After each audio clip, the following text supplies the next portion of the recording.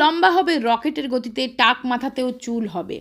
তো নিয়েছি আমি একটা অ্যালোভেরা পাতা, সেটাকে টুকরো টুকরো করে কেটে নিয়েছি। 4 থেকে 5টা জবা ফুল। জবা ফুল চুল গজাতে 1 নম্বর কাজ করে।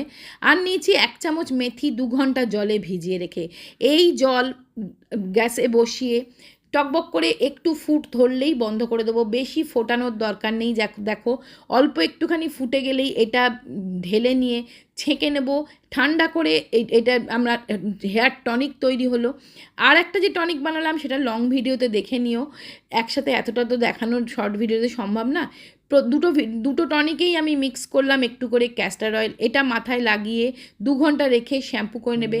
শ্যাম্পু করে এসে দেখো আমি চুলটা শুকিয়ে নিচ্ছি আগারোর এই হেয়ার ড্রায়ার কাম ভ্যালুমাইজারটা দিয়ে। এটা চুলে কোনো রকম ফ্রিজিনেস দেয় না, চুলটাকে সুন্দর করে শুকিয়ে দেয়, একটা স্টাইলও দেয়, চুলে একটা ভলিউম এনে দেয়।